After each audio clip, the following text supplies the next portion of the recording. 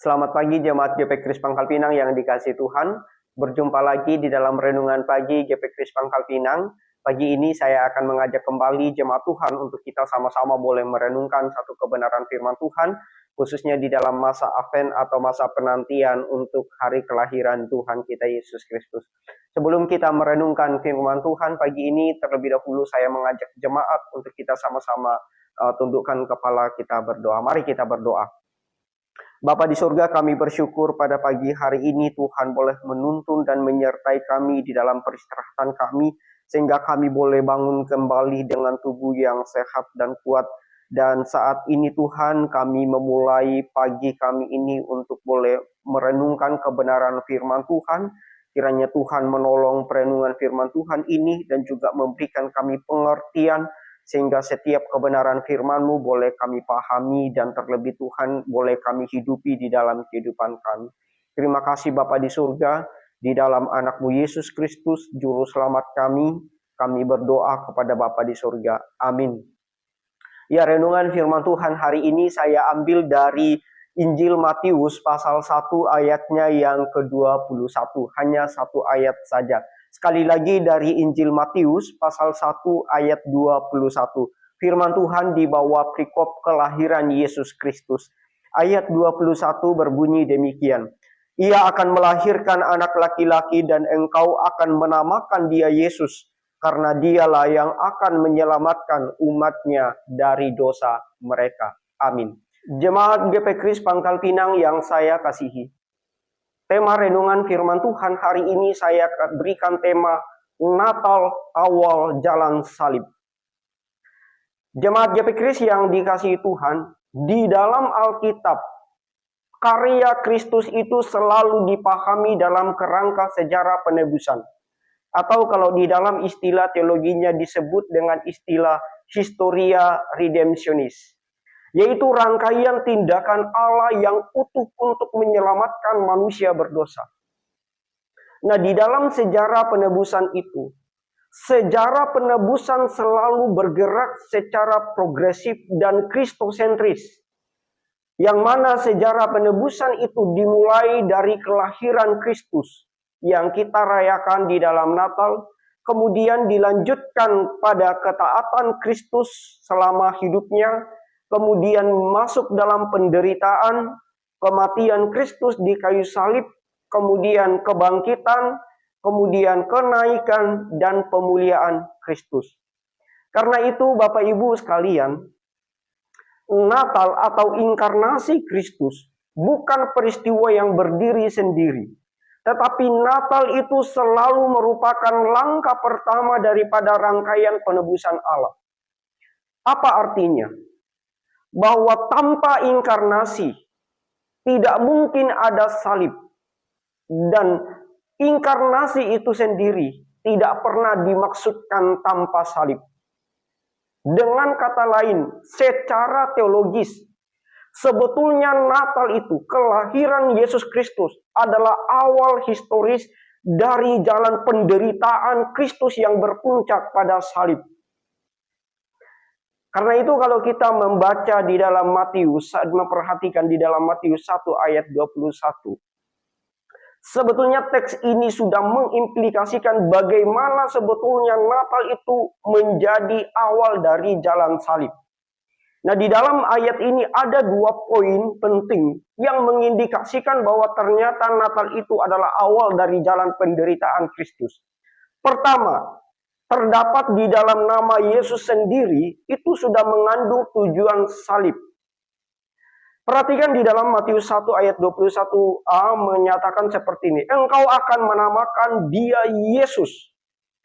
Jemaat perlu memperhatikan sekalian, dalam Alkitab, nama itu bukan sekedar label, tetapi itu menunjuk pada identitas seseorang. Itu menunjukkan panggilan seseorang, dan juga menunjukkan destinasi hidup seseorang di hadapan Allah. Nah, nama Yesus di dalam bahasa Yunaninya Yesus, atau kalau di dalam Ibraninya Yesua, itu berarti Tuhan menyelamatkan. Namun Bapak Ibu yang saya kasihi, Keselamatan yang dimaksud di dalam nama Yesus bukanlah pembebasan politik, bukanlah pembebasan sosial, bukanlah pembebasan moral semata, tetapi penyelamatan yang dimaksud adalah penyelamatan dari dosa.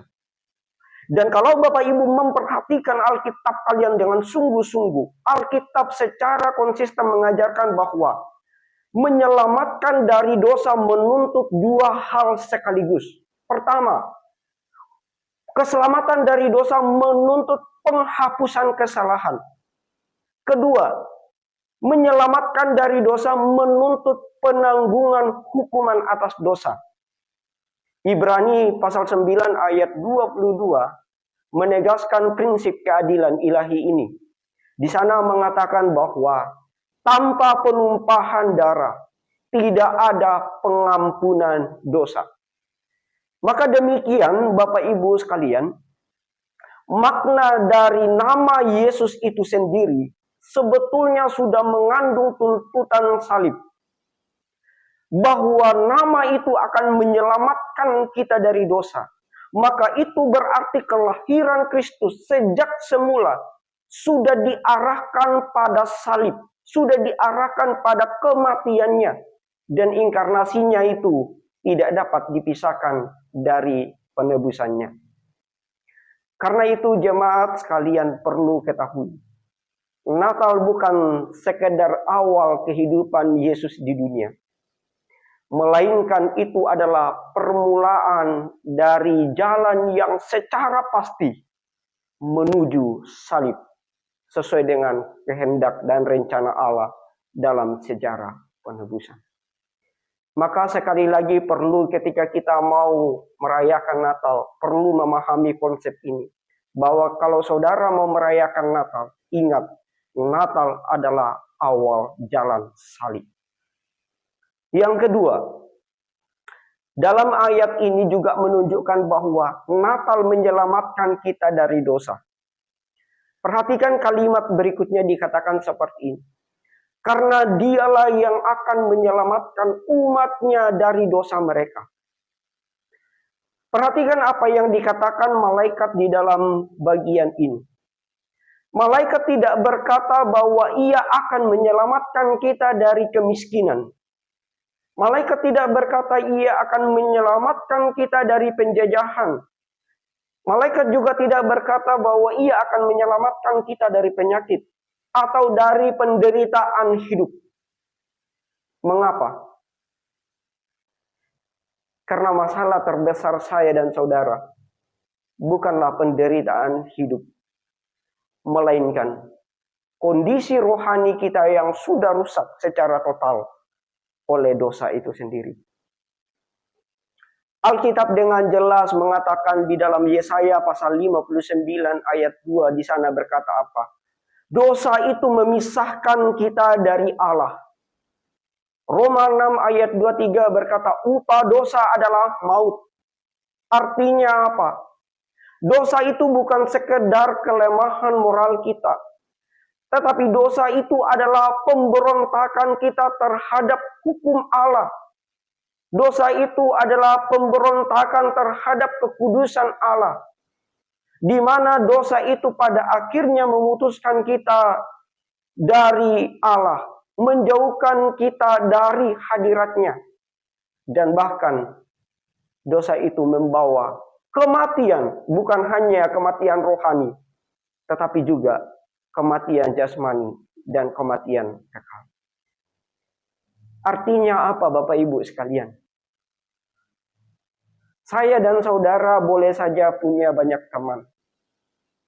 Kita boleh punya banyak uang. Kita boleh punya banyak rencana masa depan yang matang dipersiapkan. Tapi ingat, selama dosa belum diselesaikan di dalam hidup kita, kita tetap berada di luar persekutuan dengan Allah. Dan kita di bawah murkanya. Karena itu jemaat sekalian, sebetulnya masalah yang hendak diselesaikan oleh Natal adalah dosa. bukan kenyamanan hidup, bukan masalah pesta, tetapi itu adalah masalah dosa. Dan Alkitab menegaskan bahwa dosa adalah akar dari seluruh kehancuran kita. Dan dosa itu juga menuntut yang namanya hukuman. Dosa juga menuntut namanya pengadilan Allah. Dosa selalu menimbulkan murka Allah. Dosa menuntut kematian sebagai konsekuensi keadilan Allah. Maka jika Yesus lahir untuk menyelamatkan saya dan saudara dari dosa, maka saudara harus pakai logika. Secara logis dan teologis, maka ia harus masuk ke dalam penderitaan dan kematian. Jemaat perlu tahu, tanpa salib, Natal kehilangan maknanya. Dan tanpa kematian Kristus, tidak ada pengampunan, tidak ada pendamaian, tidak ada keselamatan sama sekali. Maka dengan itu jemaat sekalian, sejak Kristus lahir di palungan, itu bukan hanya kelahiran yang penuh penderitaan, tetapi juga palungan sudah mengarah pada salib.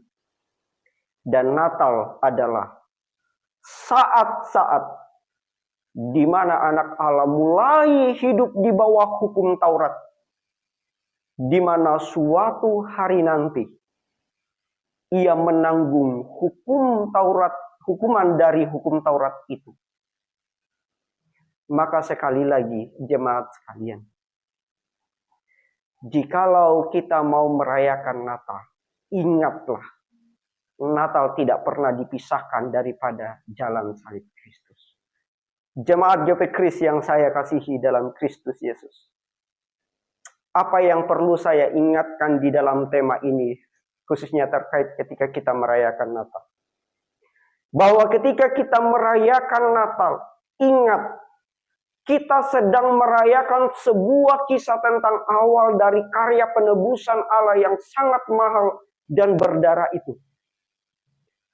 Ketika kita mau merayakan Natal, Bapak Ibu perlu ingat, palungan di Bethlehem sejak awal sudah mengarah ke kayu salib di Golgota.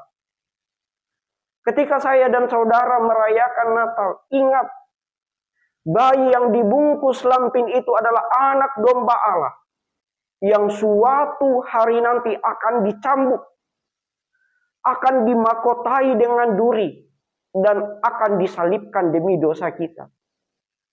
Karena itu jemaat sekalian yang saya kasihi, Natal memanggil saya dan saudara bukan sekedar untuk bersukacita seperti sukacita dunia, tetapi untuk bertobat dan percaya kepada Kristus. Karena sukacita sorgawi selalu terkait dengan pertobatan. Ingat, Kristus lahir bukan sekedar dirayakan.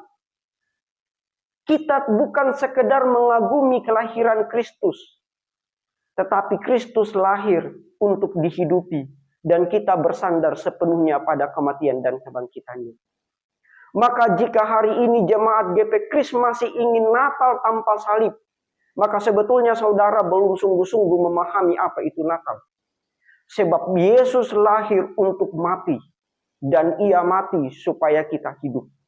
Maka Injil Natal yang sejati adalah bahwa Natal adalah awal jalan salib, dan melalui salib itulah keselamatan Allah dinyatakan bagi umatnya. Kiranya renungan firman Tuhan yang singkat ini boleh mengubah cara pandang kita, sikap kita, pengertian kita ketika kita mau masuk dalam perayaan Natal, khususnya pada perayaan Natal tanggal 24. Saya tidak mengatakan jemaat tidak boleh bersukacita atas Natal. Silakan. Tetapi ingat, ketika saudara mau bersukacita, ada pribadi yang pernah menderita. Ada pribadi yang menjadi miskin. Ada pribadi yang selalu ditolak, penuh dengan penolakan ketika ia datang ke dalam dunia. Maka konsep Alkitab tentang Natal adalah awal daripada jalan salib. Amin. Mari kita berdoa. Bapa di surga, terima kasih untuk renungan firman Tuhan hari ini.